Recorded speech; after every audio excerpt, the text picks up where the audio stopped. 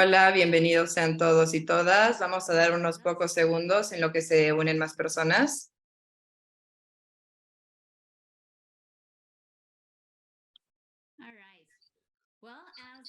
Bueno, así como mientras más personas se van uniendo, quiero darles la bienvenida a todos ustedes a esta conversación. Esperemos que con entrepreneurs de la justicia social, ¿qué es lo que los hace esperanzadores para el futuro? Estamos encantados de tener aquí a Ariel Koren. Hay más de 7,000 idiomas en el idioma. Nuestra comunicación está dominada por el idioma inglés y eso devalúa otros idiomas que los hace minorías. Las investigaciones que prueban los espacios multilingües, las trabas en sistema de salud, de hogar, no genera confianza en el sistema. En Estados Unidos, 1 de 20 adultos no tienen el nivel elevado de inglés. Esto resulta en que el sistema de salud sea deficiente y que también lleva a la isolación económica y, por ejemplo, cuando solamente se habla español, el idioma español en Estados Unidos, el porcentaje de financiación es más bajo. En Estados Unidos, el sistema migratorio exige que los papeles sean entregados siempre en el idioma inglés y muchas veces descalifican a documentos cuando no son traducidos de la manera correcta. Entonces, hoy voy a presentarles a Ariel Koren, nuestra nueva colega en Ashoka. Muchas gracias a Romina y a Tatiana, nuestras intérpretes, que son grandes líderes en el equipo de Respond. Entonces, solamente quería destacar a las intérpretes. Sí, podrán notar en el chat que se detalla sobre cómo va a estar la interpretación en español y cómo activarla. Ariel es la fundadora de Respond Crisis Translation. Es una organización con la que vamos a pasar los próximos 30 minutos hablando sobre los derechos lingüísticos. ¿Qué pasa, Ariel, cuando no se cumple con los derechos lingüísticos en Estados Unidos? Ariel comenzó con esta organización hace tan solo 3 años con ahora 3,000 voluntarios y voluntarias, traductores e intérpretes. Entonces vamos a comenzar ahora. La traducción y la interpretación van a estar disponibles en el chat, en donde podrán conectarse con las funciones de Zoom y vamos a estar tomando todas las preguntas que puedan tener y que puedan dirigir a nosotras. Entonces, con solo 30 minutos en la conversación, comencemos. Muchas gracias, Ariel, por tomarte el tiempo hoy. Y vayamos directo al centro, el acceso lingüístico. ¿Qué significa? Bueno, pues el acceso lingüístico significa crear movilidad y empoderamiento a aquellas personas cuando no hablan el idioma dominante. Entonces, nos referimos a la acción directa con 3,000 traductores e intérpretes que se movilizan de inmediato para poder dar y servir con traducción e interpretación para cualquier persona que esté experimentando alguna situación de falta de acceso lingüístico. Entonces, tomamos el concepto de acceso lingüístico, hablamos de justicia lingüística, hablamos de si hubiera justicia lingüística, no necesitaríamos todo este movimiento, porque estamos hablando de dominancia anglosajona, en donde empujan a personas a crisis, y hay falta de movilidad en temas de migración, y hablamos de justicia lingüística y desmantelar un poco de la violencia lingüística. Dijiste algo muy interesante, las reglas del idioma los mandan personas elitistas del lenguaje, de lenguas dominantes.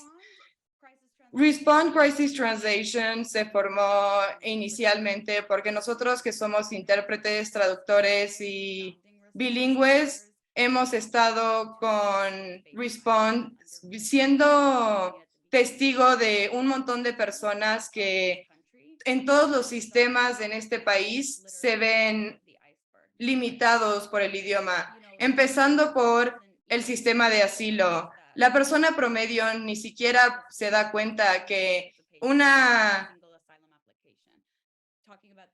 aplicación, una solicitud de asilo es enorme.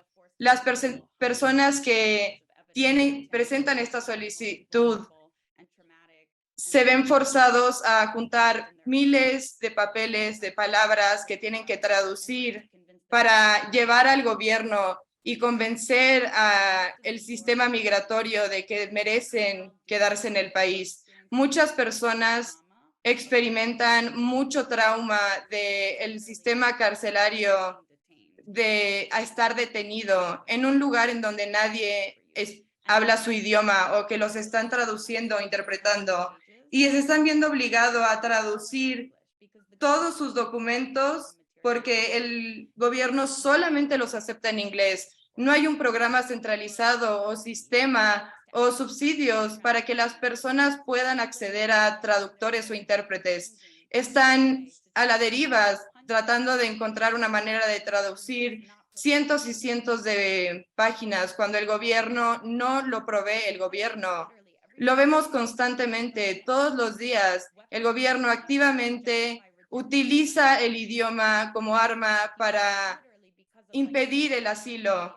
Vemos que cuando hay una palabra que con falta de ortografía o errores gramaticales o sintácticos, solamente por ese motivo se les puede negar el acceso al asilo.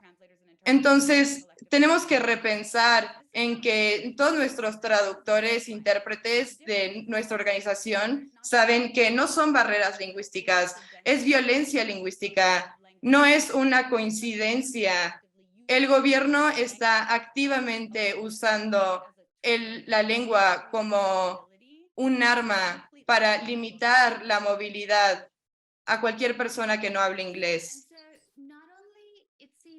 No solo parece que su trabajo se requiere en el contexto de situaciones frágiles y vulnerables, pero si no, hablaste también un poco sobre la falta de acceso lingüístico genera trauma por sí mismo. ¿Podrías hablar un poco sobre eso cuando hablas de acercarse con perspectiva de trauma?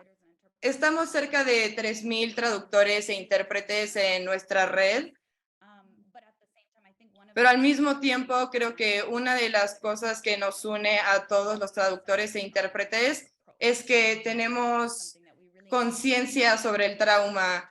Es algo que enfatizamos en todos nuestros traductores que van a capacitaciones sobre el trauma y creamos una definición en común sobre qué es el trauma y cómo se vive el trauma. Por ejemplo, regresando en el campo del asilo, se dice que los intérpretes en corte de inmigración tienen que mantenerse neutrales, pero hemos visto que no ha sido el caso, ya que el intérprete de corte ve al juez y ven a la Corte de Interpretas de Inmigración como su cliente, y eso hace que vea al solicitante de asilo como el adversario. Crea un ambiente muy hostil hacia el solicitante de asilo. Es así, es hostilidad hacia solicitantes de asilos que ni siquiera pueden comunicar sus motivos para solicitar asilo. Y para llevarlo un paso más lejos, en Estados Unidos no hay ningún plan descentralizado para poder calificar a intérpretes. Calculamos que el 90% de las interpretaciones en cortes de inmigración hay faltas de interpretación y hay fallas de traducciones, que es un gran porcentaje en donde la lengua prueba uno de los motivos por el cual no se les otorga la solicitud de asilo. El hecho de que solamente los intérpretes de corte de inmigración sean tan hostiles y no sean conscientes sobre el trauma, es por eso que nosotras nos enfocamos en ser compasivas, en ser empáticas, en ser la voz de la persona por la que queremos crear un lugar seguro para contar su historia, no solamente desde el lado lingüístico, pero desde el lado emocional. Eso es súper poderoso lo que acabas de compartir sobre el hilo de el sentido de agencia y de poder.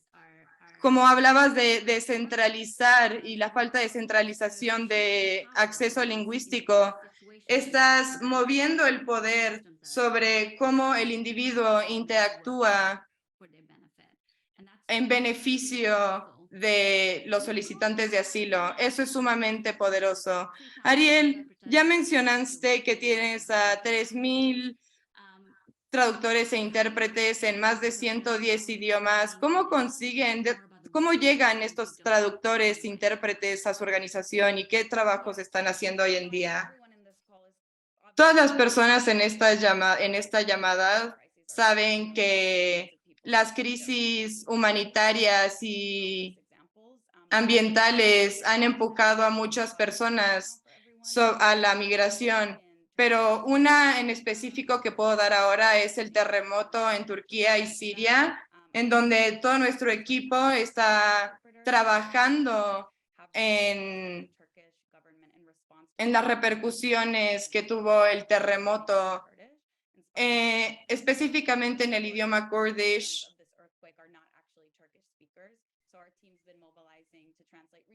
Nuestro equipo ha estado traduciendo e interpretando diversos idiomas adicionales al turco para poder hablar. Eso es un ejemplo de lo que hemos estado haciendo ahora. Antes de la guerra en Ucrania teníamos solamente como 6, 7 intérpretes ucranianos y nuestra líder del equipo ruso y ucraniano, Tania, se movió rápidamente para tener a 600 traductores e intérpretes para movilizarse de manera rápida y responder a pedidos de traducciones médicas entre polaco, turco, español, alemán, en muchos idiomas para poder apoyarlos en su resentamiento en Europa. También quiero reconocer a Uma Murjail, que lidera a los idiomas afganos, específicamente Dari y Pashto, de traductores e intérpretes. Esto es cerca de 40 traductores e intérpretes que hablan Dari y Pashto, que están todo el tiempo al pendiente para poder traducir más que nada en Afganistán. Y creo que es importante destacar que el mundo en este momento le ha dado la vuelta a Afganistán y muchos de los traductores e intérpretes de nuestra red han mencionado que agencias con las que trabajaban no les están pagando porque no tienen como manera de llevar dinero a Afganistán a estos traductores. Entonces, por su profesión, incluso en su profesión, en donde trabajan para agencias, no le están pagando. Uma, que es la líder del equipo de idiomas afgano, ha traducido cientos de solicitudes de asilo. y de apoyo humanitario. También podemos hablar de cómo la administración de Biden ha deportado a miles de personas de Haití, que nuestros traductores de criollo haitiano están traduciendo e interpretando todos los días para personas haitianas. Otro ejemplo es Romina y Tatiana. Tatiana es nuestra líder del equipo español. El último año, con el equipo de español se traducieron más de 20,000 páginas entre español e inglés. Y estos son solo unos ejemplos de lo que nuestro colectivo ha logrado y de lo que está trabajando. Una última pregunta sobre la red y la organización, y quiero alejarme un poco de la logística. ¿Cómo es que más personas se acercan a ustedes a través de las complejidades del servicio y acceso lingüístico? La verdad es que han sido esfuerzos colectivos y comunitarios. Han sido muy diferentes las experiencias de cómo traductores e intérpretes nos han encontrado. Sé que lo vamos a hablar después, pero también nos han buscado porque saben que pueden recibir un sueldo a través de nosotros, a través de nosotras, y también saben que pueden hacer voluntariado con nosotras y donar su tiempo. Entonces, de boca a boca se ha corrido la voz, entonces nos hemos encontrado y trabajamos al lado de más de 200 organizaciones como UNICEF, Hayas, Southern Poverty Center, y trabajamos con otras organizaciones más chicas como Texas Nicaraguan Community, colectivos que no tienen ni siquiera nombre, pero son asistentes legales, abolicionistas, que necesitan acceso lingüístico y se acercan a nosotras. Pero más que nada a través de la palabra es que nos han encontrado y que encontramos a tanto traductores como a organizaciones con las que podemos ayudar. Es increíble. Absorbiendo toda esa información, quisiera tomar un paso para atrás sobre todas estas piezas urgentes de lo que hablas. Tienes una idea mucho más grande sobre el derecho lingüístico y hablas también sobre justicia económica. Entonces, ¿podrías hablarnos un poco sobre esta visión y sobre cómo se vería? Bueno, el gobierno no le gustaría que creyéramos que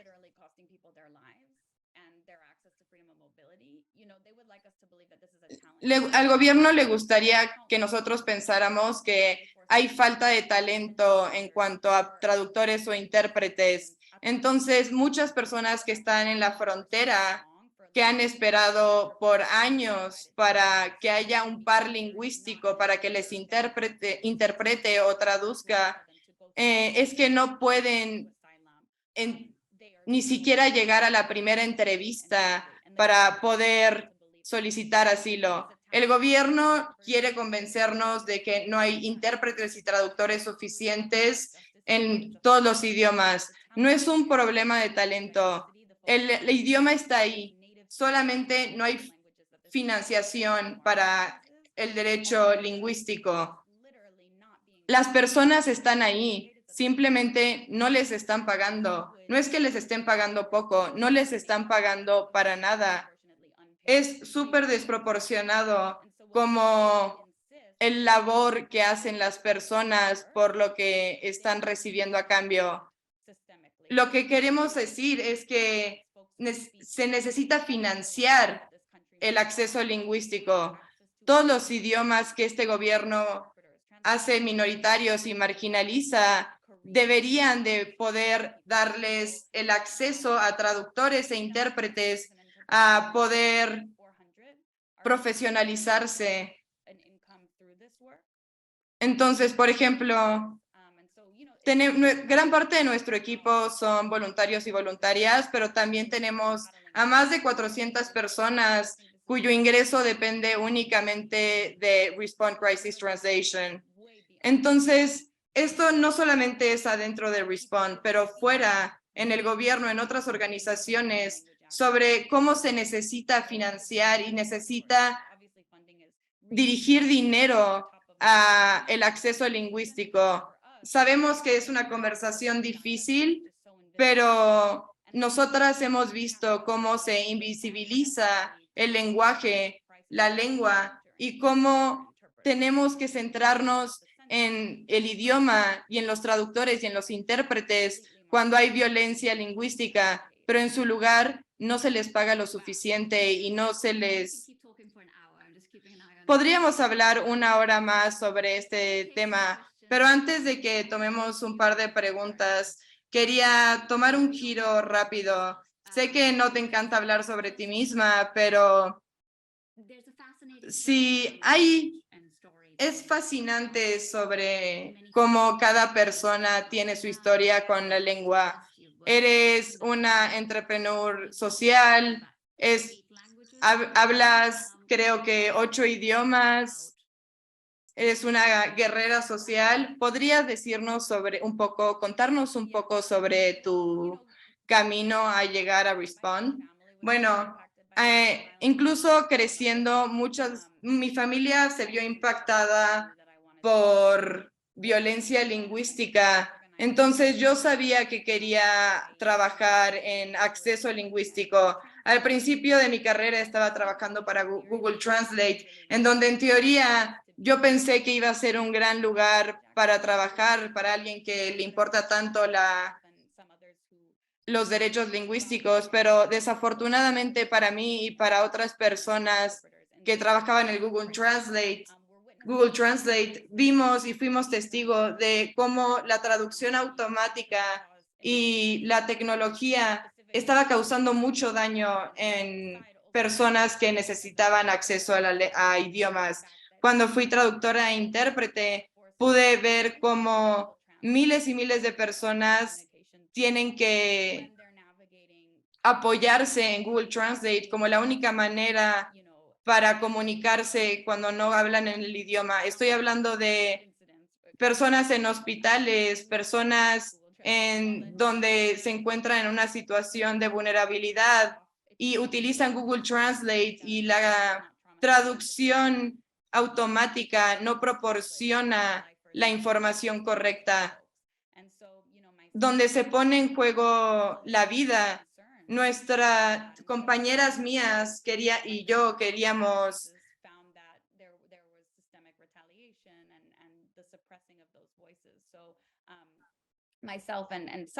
yo y otras compañeras que ahora son parte de Respond Crisis Translation, que antes trabajaron para Google, decidimos que queremos construir una comunidad y construir un colectivo para poder tener a traductores e intérpretes y poder financiar el acceso lingüístico.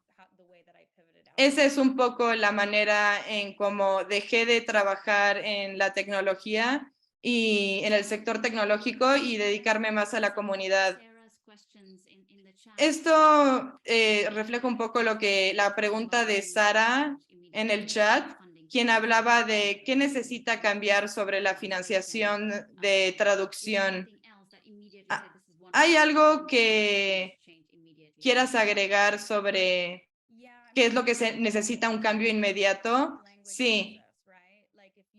La clave está en que el trabajo de traducción e interpretación es trabajo necesario, es trabajo que se necesita financiar.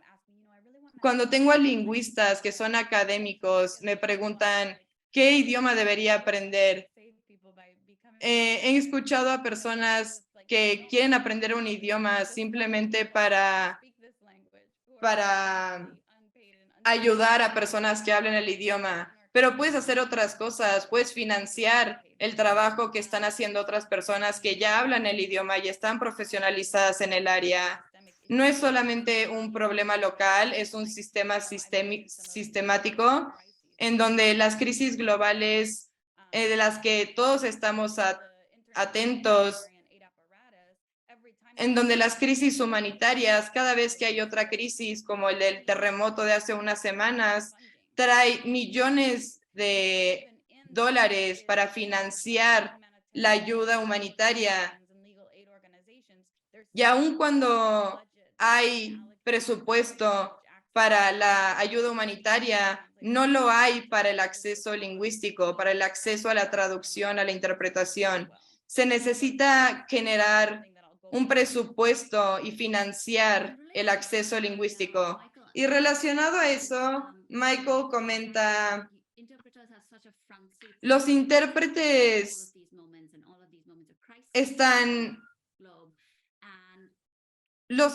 se encuentran con primera mano con las dificultades de la persona que necesita ser interpretada. ¿Podrías contarnos un poco sobre las cuestiones más profundas a las que has tocado el tema, como lo es la violencia lingüística y el derecho lingüístico? Sí, esto me recuerda a una pregunta que vimos en el chat.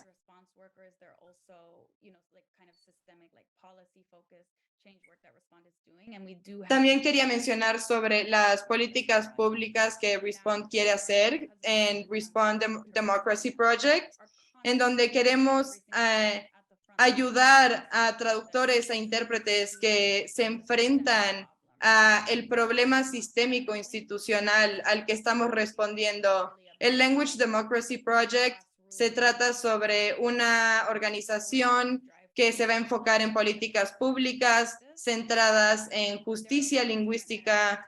Hay muchos tipos de actividades que tenemos en mente para esta actividad, pero una que queremos, pero un ejemplo de lo que hemos hecho con el Language Democracy Project es que creamos una capacitación para abogados, para que abogados puedan identificar cuando hay errores de interpretación en corte, para cuando los intérpretes sean hostiles ante su cliente. Entonces, capacitamos a abogados para que puedan estar al tanto de cuando hay violaciones en los derechos de la lengua en cortes de interpretación. Entonces, personas, abogados, asistentes legales que detecten fallas de traducción, fallas de interpretación, puedan documentarlo y podamos tener una documentación y podamos armar declaraciones juradas para poder darle seguimiento a violaciones de derecho lingüístico. Porque hoy en día no hay ningún programa que documente las violaciones de derechos lingüísticos. Creo que eso es fascinante y es una de las preguntas que se relacionan al comentario de Susan y que vamos a compartir su contacto. ¿Cómo pueden agencias locales proponer, pueden actuar con sus traductores e intérpretes adicionalmente además de en casos de solicitud de asilo y antes que nada, esto es un problema de infraestructura. Es inherente que nuestro enfoque sea diferente a la infraestructura que ya existe. Entonces, nosotras podemos con Respond crear esa infraestructura para el acceso lingüístico, para que puedan estar listos para apoyar a personas cuando necesiten apoyo de traducción o interpretación. Estamos hablando de prevenir cuando personas experimenten crisis médicas, por ejemplo. Porque si tienes un intérprete que hace posible que vayas a un doctor en donde no habla el idioma, es posible que no experimentes esa violencia. Por ejemplo, si tienes a intérpretes en el sistema de educación, vas a poder estar informada de lo que está pasando en las escuelas de tus hijos, en el sistema de vivienda, en los sistemas de finanzas, como en el de los bancos. Las crisis son menos recurrentes cuando la lengua no es una barrera que nos impide el acceso a cualquier sistema. Entonces, no es que solamente trabajamos junto con organizaciones que están respondiendo a crisis, pero también trabajamos con terapeutas, con centros educativos, porque sabemos lo importante que es poder prevenir las crisis. Me emociona mucho lo que han logrado ustedes y me lleva la pregunta, cuando hablan de impacto inmediato de 6 años, ¿cómo es que envisionan el impacto que están generando y que quieren generar con este movimiento? Hablar de 6 meses, 6 años, una de las realidades más tristes las que nos estamos enfrentando es que muchas personas piensan que una crisis ocurre cuando salen los periódicos, pero pero en realidad hay años y años de crisis que han sido victimizadas por años y que se les son obligados a descubrir y manejarse en sistemas que no conocen y que son completamente ajenos.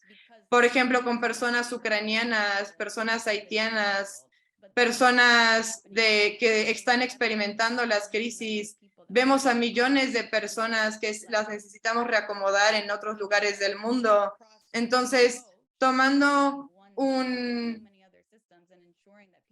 sistema sobre... Necesitamos hablar de que la movilidad no tiene por qué quitarte de tus derechos de tu idioma nativo.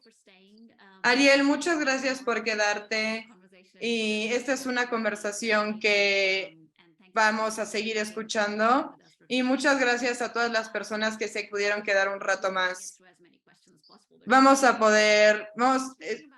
Nos gustaría poder responder a más preguntas.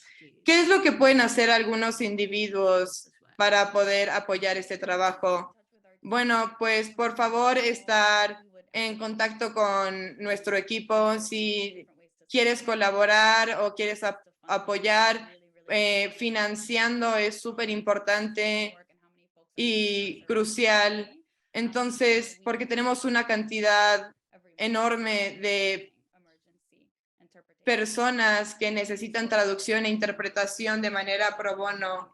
Entonces, ampliar también el mensaje que queremos hacer llegar a otras personas.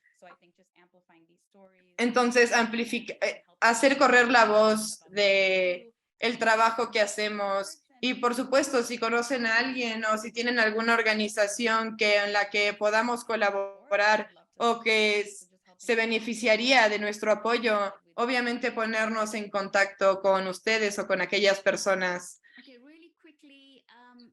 Muy rápidamente, hay una pregunta sobre interpretación con perspectiva al trauma. Si quieres, nos puedes compartir en mail o por mensaje, pero podríamos hablar de esto ahora. Claro que podemos hablar de eso. No es que hay un solo enlace en donde podamos hablar del trauma informed, pero podemos hablar de... Y para todas las personas que están queriendo financiar, apoyar a organizaciones o de sector privado, sabemos que el desafío principal es que el idioma lo están usando como un obstáculo, como una barrera, por lo que necesitamos diseñar un sistema diferente. ¿Cuál es tu consejo sobre dónde comenzar con la inclusión de este trabajo? Bueno, ponerse en contacto con nosotras. Nos encantaría hablar con ustedes y colaborar sobre cómo crear un sistema para apoyar a las necesidades de acceso lingüístico que necesiten. Parte de nuestra visión y nuestra misión es que no hay una sola solución para todos los problemas, sino que se ve diferente a través de diferentes contextos. Entonces nos encantaría poder hablar con ustedes y saber cómo poder apoyarlos en sus necesidades lingüísticas. Bueno, ya nos hemos pasado un poco de tiempo y quiero respetar el tiempo de las personas que tengan cosas que hacer. Ariel, ¿qué te inspira para mantenerte en este trabajo? ¿Y hay algún otro tema del que quieras hablar antes de cerrar? Quiero hablar sobre el equipo de Respond. A cualquier persona de nuestro equipo que esté ahora en la llamada, agradecerles y celebrarles su trabajo.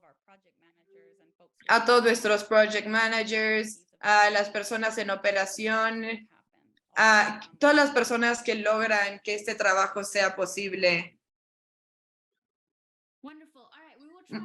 Perfecto, muchas gracias.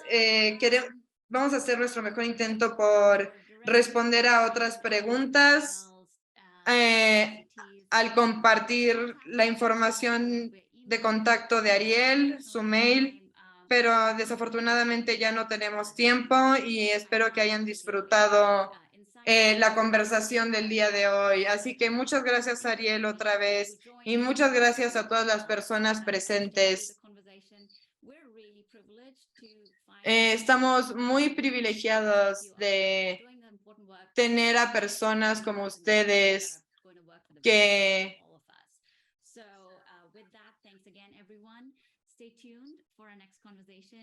estén pendientes a nuestra próxima conversación en 8 de marzo, en donde nos enfocaremos en los derechos de la mujer. Muchas gracias, Ariel.